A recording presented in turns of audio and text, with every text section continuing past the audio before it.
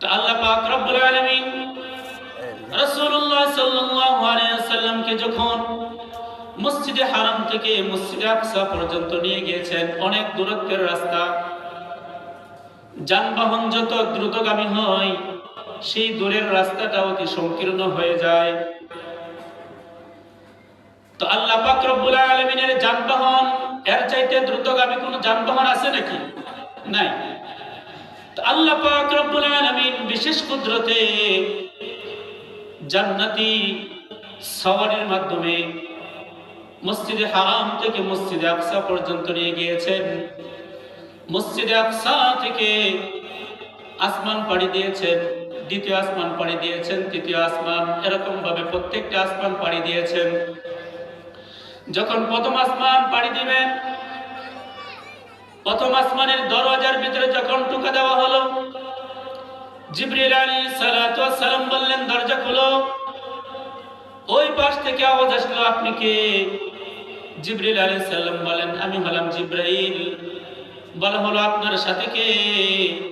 জিবরিল আলাইহিস সালাম বললেন, আমার সাথে হলো হযরত মুহাম্মদুর রাসূলুল্লাহ সাল্লাল্লাহু আলাইহি ওয়াসাল্লাম।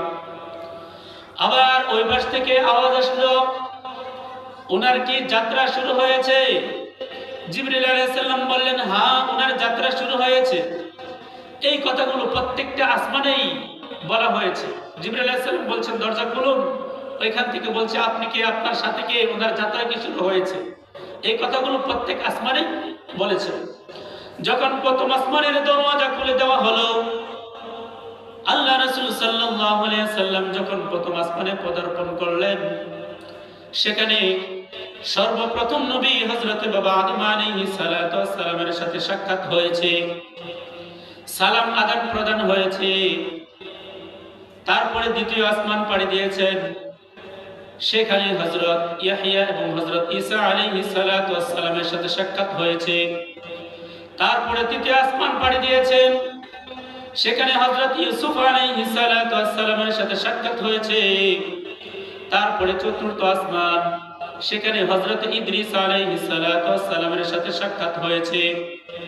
তারপরে পঞ্চম আসমান পাড়ি দিয়েছেন, সেখানে হযরত হারুন আলাইহিস সালাতু ওয়াস সালামের সাথে সাক্ষাৎ হয়েছে। তারপরে আল্লাহ রাসূল সাল্লাল্লাহু আলাইহি ওয়াসাল্লাম ষষ্ঠ আসমান পাড়ি দিয়েছেন। ষষ্ঠ আসমানের উপরে সেখানে আল্লাহর পয়গম্বর হযরত মূসা আলাইহিস সালাতু ওয়াস সালামের সাথে সাক্ষাৎ হয়েছে।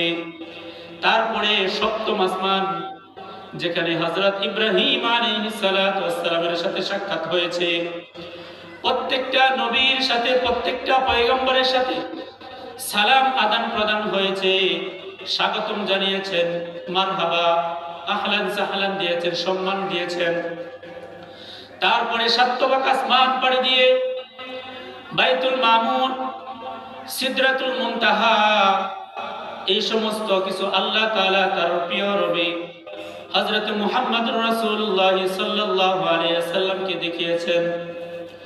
বাইতুল মামুর এমন এক জায়গা যেখানে আল্লাহ তাআলার নূরের তৈরি ফেরেশতারা দিনে সকালবেলা ৭০,০০০ ফেরেশতা আসে সেই বাইতুল মামুরের ভিতরে। আবার সন্ধ্যায় ৭০,০০০ ফেরেশতা আসে। আল্লাহ রাসূল সাল্লাল্লাহু আলাইহি ওয়াসাল্লাম বলেন, যেই ফেরেশতারা সকালবেলা আসে ৭০,০০০, আবার সন্ধ্যায় আসে ৭০,০০০, এই ফেরেশতা যে এখান থেকে গিয়েছে, কাল কিয়ামতের আগ পর্যন্ত এখানে আসার আর কোনো সুযোগ নাই। আল্লাহ তাআলা কত মাখলুক যে সৃষ্টি করেছেন, এটা আপনার আমার অকল্পনীয়, আপনি আমি কল্পনা করতে পারবো না। তো আল্লাহ পাক রব্বুল আলামিন, আমরা আল্লাহ তাআলার ইবাদত করি। আপনি আমি হয়তো অনেকে মনে করতে পারি, আমি যদি ইবাদত না করি আল্লাহ তাআলা মনে হয় কমতি হয়ে যাবে। না না না, আল্লাহ তাআলার মাখলুকের কোনো অভাব নাই। এমন ফেরেশতা আছে যারা কাল কিয়ামতের আগ পর্যন্ত সিজদায় পড়ে থাকবে।